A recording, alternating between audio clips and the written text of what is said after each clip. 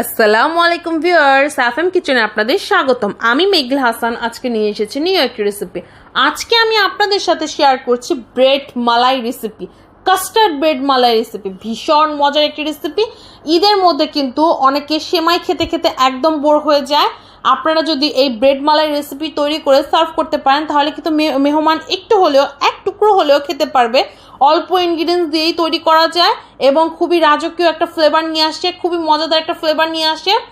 সেমাই খেয়ে খেয়ে বোর হতে হবে না। বাহির থেকে মেহমান আসলে না খেয়ে গেলে কিন্তু এমনিই খারাপ লাগে, এমনিতেই খুব খারাপ লাগে।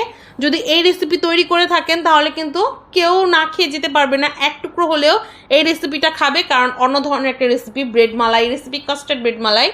তো আমার ফুল ভিডিও দেখবেন, তার আগে আমার চ্যানেলটাকে সাবস্ক্রাইব করবেন, লাইক কমেন্ট শেয়ার করবেন। তো চলুন বেশি কথা না বলে মূল রেসিপিতে চলে যাই। প্রথমে আমি একটা প্যালা নিয়ে নিচ্ছি, এর মধ্যে দিয়ে দিচ্ছি 1 চা চামচ পরিমাণের পাউডার মিল্ক আর 2 চা চামচ পরিমাণের কাস্টার্ড পাউডার। আমি এখানে ভ্যানিলা কাস্টার্ড পাউডার নিয়েছি। হাফ কাপ পরিমাণের দুধ দিয়ে এটাকে ভালো করে মিক্স করে নিতে হবে। ভালো একটা মিক্স করার পর আমি এখানে একটা প্যান বসিয়ে দিয়েছি, তার মধ্যে দিয়ে দিচ্ছি 2 কাপ পরিমাণের দুধ আর দিয়ে দিচ্ছি হাফ কাপ পরিমাণের চিনি। এটাকে কয়েকটা বয়েল করে নিতে হবে। যখন 2-3 বয়েল এসে পড়বে তখন এটাতে আমি কাস্টার্ডের লিকুইডটা দিয়ে দিব, যে আমি কাস্টার্ডের মিক্সচারটা তৈরি করেছি সেটা দিয়ে দিচ্ছি।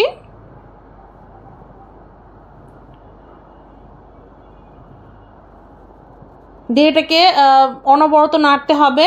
এই সময় চুলার আঁচটা একদম মিডিয়াম টু লো হিট রাখতে হবে, না হলে বেশি ঘন হয়ে যাবে। নামানোর আগে এটার মধ্যে দিয়ে দিতে হবে বাদাম। আমি এখানে যে কাঠবাদাম কুচি নিয়েছি, আপনারা এটা অপশনাল, চাইলে স্কিপ করতে পারবেন।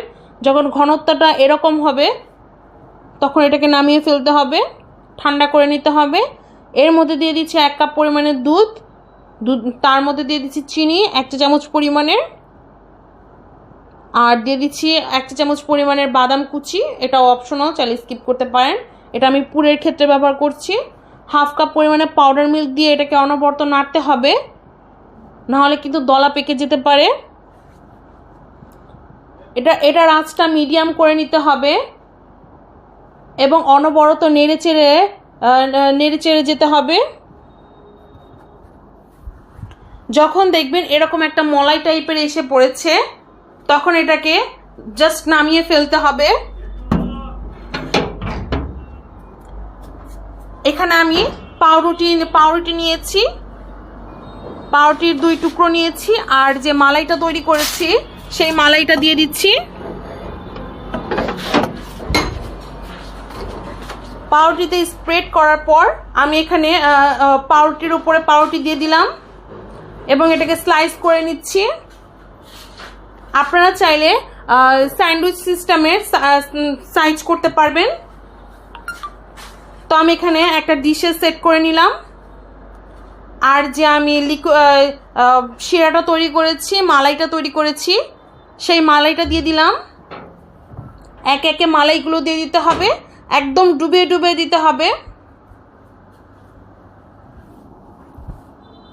দেখুন এভাবে দিয়ে দিতে হবে। এই ডেজার্টটা খেতে ভীষণ রকমের মজার।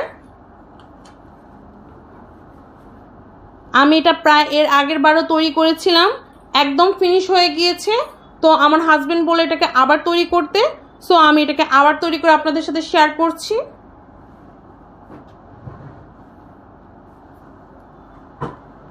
তো আমার এটা তৈরি করা হয়ে গিয়েছে। আপনাদের যে এটা যখন সোপ করে নিবে, শিরাটা যখন সোপ করে নিবে, আবার এটা শিরাটা দিয়ে দিবেন, তখন এটা পারফেক্টলি ভাবে খাওয়া যাবে। একদম সোপ করার পর একদম ফুলে টুইটুম্বর হয়ে যাবে। তো এটা খেতে ভীষণ রকমের মজাদার। আমার ভিডিওটা আপনাদের কেমন লাগলো অবশ্যই জানাবেন। আপনারা এটা ঈদে সার্ভ করতে পারবেন, তৈরি করা একদম ইজি, দেখতেই তো পেলেন।